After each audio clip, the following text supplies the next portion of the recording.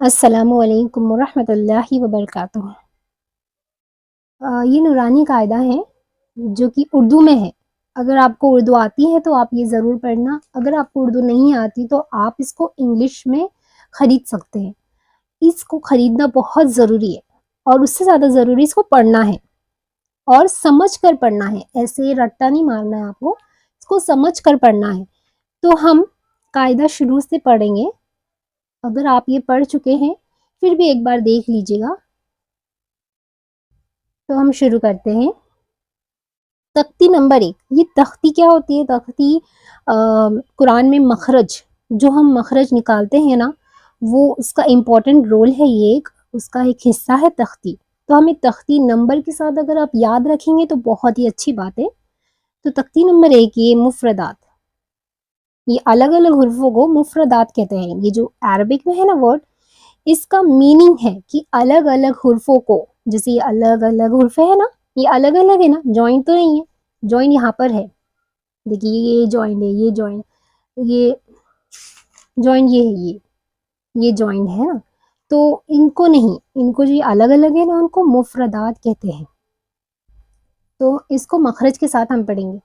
الف، با، تا، ثا، جیم، ہا، خا، دال، ذال، رو، زا، سین، شین، صاد، زود، عین، صاد، زود، تو، ذو، عین، غین، فا، قاف، کاف، لام، میم، نون، واو، ہا، حمزہ، یا۔ یہ دو یا ہے نا، ان کی آواز ایک جیسی ہوتی، لیکن یہ جو قاف، کاف، ان سب کے مخرج بھی ہم پڑھیں گے۔ تو یہ قاف، کاف الگ الگ ہیں، ان کے مخرج دونوں کے الگ الگ ہیں، جیسے یہ عین، غین۔ تو اب اس کو ایسے ہی پڑھنا ہے۔ اگر آپ کو بالکل بھی آپ نے قاعدہ نہیں پڑھا ہے تو آپ کو یہ ضرور پڑھنا چاہیے، تاکہ آپ کو سمجھ میں آئیں گا۔ یہ آگے پیچھے ہے مفردات، آگے پیچھے مفردات لکھے گئے ہوئے ہیں یہاں پر۔ تو آپ اگر یہ پڑھیں گے تو آپ کو بہت ہی اچھا ہوگا۔ ویڈیو کو پوز کر کے آپ یہ ضرور پڑھ لیجیے گا، اگر آپ نے بالکل بھی کچھ نہیں پڑھا ہے تو۔ اب ہم دوسرے پیج پر آتے ہیں۔ تختی نمبر 2، مرکبات۔ مرکبات کسے کہتے ہیں؟ ملے ہوئے حروفوں کو مرکبات کہتے ہیں۔ یہاں پر نہیں لکھا گیا ہے، لیکن میں بتا رہی ہوں، ملے ہوئے حروفوں کو مرکبات کہتے ہیں۔ جیسے لام اور الف، یہ ملے ہوئے ہیں، یہ دونوں مل رہے ہیں ایک دوسرے سے، تو ہم اس کو کہیں گے مرکبات۔ لام، الف۔ اگر آپ نے بالکل بھی قاعدہ نہیں پڑھا ہے، بالکل بھی، تو آپ کو یہ ضرور پڑھنا چاہیے۔ ویڈیو کو چاہے تو آپ پوز کر کے پڑھ لیجیے گا۔ لام الف، جیم الف، لام الف، میم الف، لام الف، با الف، لام الف، لام جیم، لام الف، لام با، لام الف، با لام با۔ اب دیکھیے، کاف، کاف، کاف، یہ تینوں کاف ایک ہے، بٹ الگ الگ طریقے سے لکھے گئے ہوئے ہیں۔ یہ تینوں کا مخرج ایک ہی ہے، یہ تینوں بھی کاف ایک ہی ہے، اور لیکن لکھے ہوئے الگ الگ طریقے سے لکھے گئے ہیں۔ تو آپ یہ ضرور پڑھنا چاہے تو پڑھ لیجیے گا۔ ہم بڑھتے ہیں آگے۔ اس کو بھی ضرور پڑھنا اگر آپ نے بالکل بھی قاعدہ نہیں پڑھا ہے، تاکہ آپ کو اچھے سے سمجھ میں آ جائے اور آپ کو پڑھنا آسان ہو جائے آگے، کیونکہ آگے تھوڑا مشکل ہے، مطلب ایک ایک سٹیپ ہم اوپر چڑھتے جائیں گے۔ اب تختی نمبر 3، 2 تختی ہو گئی، اب تختی نمبر 3، حرکات۔ حرکات، زبر زیر پیش کو حرکت کہتے ہیں۔ زبر زیر پیش کو جلدی پڑھے، تھوڑا بھی نہ کھینچے۔ اب ہر تختی میں ہے، میں یہ آپ کو پڑھ لیجیے گا، میں یہ تختی کا اوورال آپ کو بتاتی ہوں کہ تختی میں ہے کیا۔ تختی نمبر 3 ہے حرکت۔ حرکت کسے کہتے ہیں؟ زبر زیر پیش، زبر زیر پیش کو حرکت کہتے ہیں۔ اب زبر زیر پیش کو حرکت کہتے ہیں، اور اس میں ہے پہلے زبر آئے ہوا ہے، یہ ہے زبر، اس کو ہم زبر کہتے ہیں۔ تو زبر زیر پیش کو حرکت کہتے ہیں، یہ تو آپ کو پتہ چل گیا ہے۔ تو اسے زبر کہتے ہیں. ہم اب اس کو پڑھنا کیسے ہے؟ الف زبر دیکھیے اس کی آواز آئیں گی، زبر کی آواز اوپر کو جاتی ہے لیکن اس کو کھینچنا نہیں ہے. اوپر کو جاتی ہے، اس کا مطلب ہلکے سے پڑھنا ہے. الف زبر با زبر ب، تا زبر ت، سا زبر س، جیم زبر ج، ح زبر ح، خ زبر خ، دال زبر د، زال زبر ز، رو زبر رو، زال زبر ز. ایسے ہی آپ کو یہ پورا پڑھنا ہے. اگر آپ کو پڑھنا اگر بالکل بھی نہیں پڑھا، جیسے میں بار بار کہہ رہی ہوں آپ نے قاعدہ نہیں پڑھا ہے، تو آپ اس کو ضرور پڑھنا ہے، بالکل بھی اسکپ نہیں کرنا ہے. میں تھوڑا جلدی سے آگے بڑھوں گی. اس کو ہم اب کیسے پڑھیں گے؟ یہاں پر اب یہ ایک ساتھ آیا ہوا ہے نا، دھیرے دھیرے ہم آگے بڑھتے جا رہے ہیں. دال زبر د، رو زبر ر، سین زبر س. اب یہ کیا ہوگا؟ یہ تینوں ورڈ کو اب ملانا ہے ہم کو، تو اس کو ہو جائیں گا د ر س، دال زبر د، رو زبر ر، د ر، سین زبر س، د ر س. سمجھ میں آ رہا ہے کیسے پڑھنا ہے اس کو؟ د ر س، واو زبر وہ، دال زبر دو، وہ دو. میری آواز سیم ہو رہی ہے نا، دیکھیے واو زبر وہ، دال زبر دو، وہ دو. عین زبر و د ع، عبد کسب، دخل بلغ، وجد سجد. اب ہم نیکسٹ آگے پڑھیں گے. زیر زبر ہم نے پڑھ لیا ہے، اب ہم پڑھیں گے زیر. زیر کو معروف پڑھا جاتا ہے اور مشہور آواز سے بچا جاتا ہے، مطلب زیر کی آواز نیچے کو جاتی ہے. جیسے زبر کی آواز کہاں جا رہی تھی؟ اوپر جا رہی تھی، اور زیر کی آواز کہاں جا رہی؟ نیچے جا رہی. الف زیر ای، با زیر بی، تا زیر تی. دیکھیے میری آواز بھی تو نیچے جا رہی ہے نا، میں ای بی تی پڑھ رہی ہوں، ب تو نہیں پڑھ رہی، نیچے جا رہی ہے آواز. تو الف زیر ای، با زیر بی، تا زیر تی. ایسے ہی آپ کو یہ پورا پڑھنا ہے. اب ہم نیچے آئیں گے، مشق یعنی پریکٹس کرنا ہے. اب ان ورڈز کو ملا کر کیسے پڑھیں گے؟ الف زیر ای، با زیر بی، لام زیر لی، ای بی لی. دیکھیے میری آواز نیچے جا رہی ہے کیونکہ تینوں زیر ہے اور تینوں کی آواز نیچے جائیں گی. ای بی لی، ای بی لی. دریف، ردیف، سوری، رو زبر ر، دال زیر دی، ر دی، فا زبر ف، ردیف. دیکھیے زبر کی آواز تو اوپر گئی، زیر کی نیچے گئی، پھر زبر کی اوپر گئی. یہ زبر ہے، یہ زیر ہے. پیش ہم آگے پڑھیں گے. ردیف، ردیف ہے نا، اوپر نیچے اوپر، اس کا دھیان رکھنا ہے آپ کو.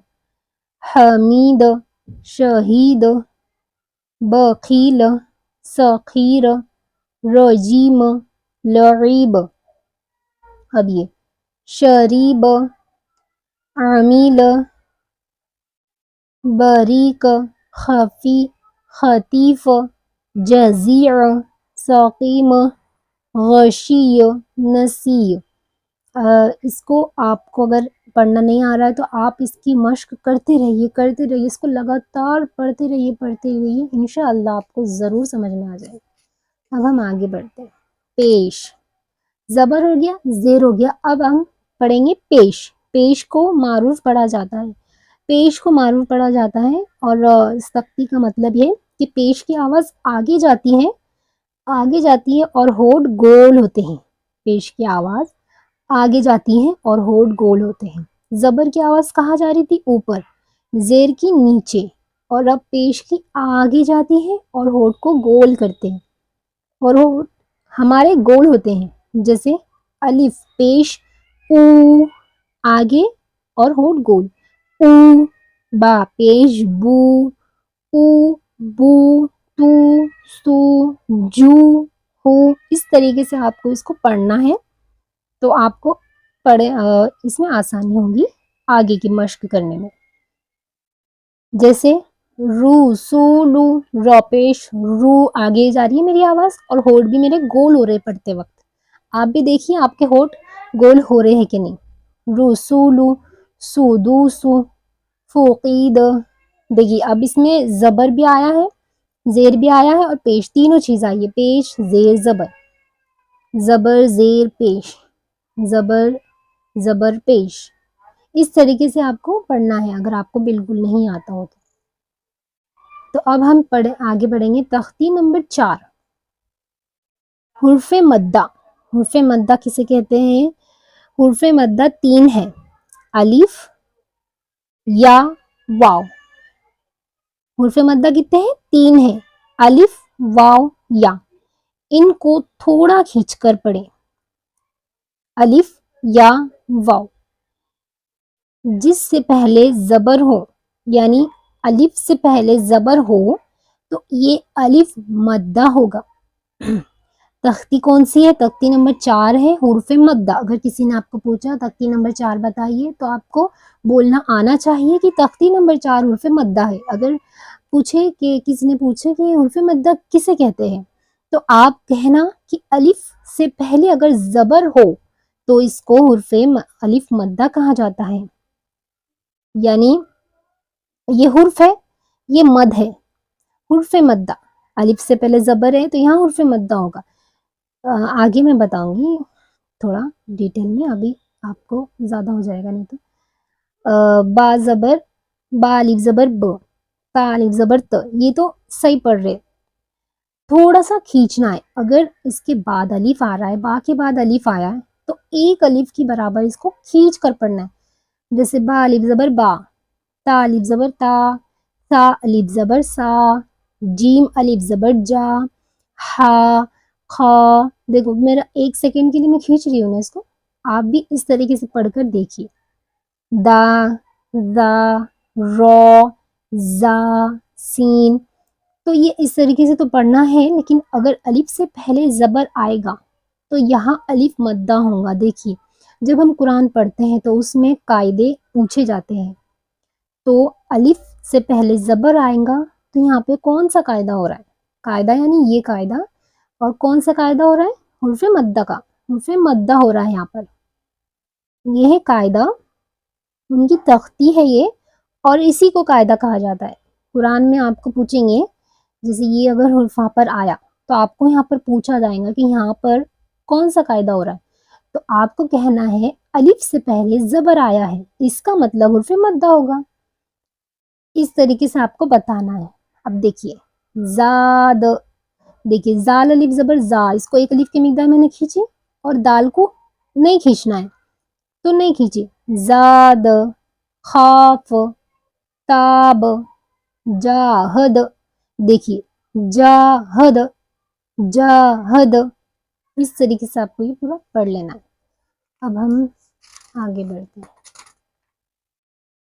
اب یا، جیسے الف مدہ ہے ویسے ابھی یہاں پر ہے یا مدہ. اب یا ساکن سے پہلے یہ تختی کیا لکھی ہوئی ہے؟ یا ساکن سے پہلے زیر آیا تو یا مدہ ہوگا. جس پر جزم ہو، یعنی جزم یا سکون ہو، جس یا پر جزم یا سکون ہو اور اس سے پہلے زیر ہو، زیر ہو تو یہ یا مدہ ہوگا. اگر کوئی آپ کو پوچھے گا یا ساکن سے پہلے زیر آیا ہے تو یہاں پر کون سا قاعدہ ہوگا، تو آپ کو بتانا ہے کہ یہاں پر یا مدہ ہوگا، کیونکہ یا ساکن سے پہلے زیر آیا ہے تو یہاں پر یا مدہ قاعدہ ہوگا. اس طریقے سے آپ کو بتانا ہے. پہلے آپ کو یہ تختی یاد کرنی ہے تاکہ آپ بتا سکیں. تو تختی کا مطلب جو ہے وہ میں نے بتا دی کہ یا ساکن سے پہلے زیر آئے گا تو یا مدہ ہوگا. اس کو ایک الف کی مقدار کھینچ کر پڑھیں گے. یہ ہے پورے تختی کا مطلب. جیسے دال یا زیر دی، نون یا زیر نی، دینی، ہے نا. میں نے کھینچی نا ایک الف کی مقدار دونوں کو، یہ دونوں یا ہے. فی ہی، دیکھیے فا حاضر فی، حاضر ہی، فی ہی. ارینی، ارینی ایسا پڑھیں گے ہم، ارینی نہیں پڑھیں گے. ارینی، نون یا زیر نی ہے تو اس کو کھینچیں گے تو یہ ہو گیا یا مدہ. या साकिन से पहले जेर आएगा तो या मद्दा होगा। अब हम आएंगे वाव, पहले अलिफ मद्दा हो गया, या मद्दा हो गया, अब वाव मद्दा। अब देखिए इस तख्ती का मतलब है कि वाव साकिन से पहले जबर या पेश हो, तो यहाँ पर पेश है, जबर भी अगर आएगा तो वाव मद्दा ही होगा। इस तख्ती का मतलब है जिस पर, यानी जिस वाव पर जज़म हो और जिससे पहले पेश हो, थोड़ा खींचे और मारूफ पड़े। ये तो तख्ती है, लेकिन इसका मतलब है कि वाव साकिन से पहले पेश आएगा तो वाव मद्दा, ये मद्दे की मद्दा है ना, उसकी तख्ती चल रही है। तो उसका 1 पॉइंट था, ये सेकंड पॉइंट है और ये थर्ड पॉइंट है। अलिफ मद्दा, या मद्दा और वाव मद्दा। वाव साकिन से पहले पेश आया है तो ये वाव मद्दा होगा। जैसे, और इसको खींच के पढ़ेंगे, थोड़ा खींचेंगे और मारूफ पढ़ेंगे, मतलब नर्म पढ़ेंगे और थोड़ा सा खींचेंगे। जैसे एक अलिफ के मीदे, यानी 1 सेकंड खींचेंगे, बस ज्यादा नहीं खींचना है। जबर जेर पेश को बिल्कुल भी नहीं खींचना है। अगर जैसे ये अलिफ और वाव आया, या अलिफ से पहले जबर आया, या ऐसा कुछ आया, तो उसको हम एक अलिफ की मिकदार खींचेंगे। इसलिए आपको तख्ती को याद रखना चाहिए। तख्ती को समझकर आप पढ़ेंगे तो इसको कभी भी नहीं भूल पाएंगे। अगर आप ऐसे ही रट्टा मारेंगे तो आप शायद भूल सकते हैं, अगर किसी को आदत है तो फिर वो चलता है। वाव साकिन से पहले पेश है तो यहाँ वाव मद्दा का कायदा होगा, और ये यहाँ साकिन से पहले जेर है तो या मद्दा का कायदा होगा। आपको ये बहुत ही अच्छे से समझना है। तख्ती में ये नहीं लिखा गया है, बस तख्ती में दिया है, तख्ती में हुर्फे मद्दा, यानी हुर्फे मद्दा 3 है, अलिफ मद्दा, या मद्दा, वाव मद्दा। ठीक है, तो अब नीचे ही कैसे पढ़ेंगे? नून वाव पेश, नू हा पेश, हु, नू हु। देखिए नू हु, अच्छा ऐसा पढ़ रही हो। अब ये देखिए तू रू, क्या मैंने सही पढ़ा? नहीं। ता वाव पेश तू, रॉ पेश रू, तू रू। इस तरीके से आपको पढ़ना है। इसको 1 सेकंड के लिए आपको खींच कर पढ़ना है और मारूफ पढ़ना है। तू बू नूरू, इस तरीके से आपको पढ़ना है। ठीक है, अब तख्ती नंबर तख्ती तो है नहीं ये वाली, ये खड़ा जबर खड़ा जेर उल्टा पेश। अब ये इनकी तख्ती है, इनका नंबर नहीं है, बस आपको खड़ा जबर खड़ा जेर उल्टा पेश आपको पढ़ना है। ये खड़ा जबर है, ये खड़ा जेर यानी सीधा है, तो इसका मतलब खड़ा है ना, नॉर्मल है, आपको समझना है। खड़ा जबर खड़ा जेर, और ये है उल्टा पेश। पेश पहले हमने ऐसा वाला पेश पढ़े थे, लेकिन अब ये उल्टा वाला पेश है, ये इसको भी पेश ही कहा जाएगा। ठीक है, तो आपको समझना है खड़ा जबर खड़ा जेर उल्टा पेश। इनकी कोई तख्ती है नहीं, मतलब इतनी काम वो नहीं है, तो आपको नॉर्मली अगर पढ़ लेंगे तो भी चलेगा।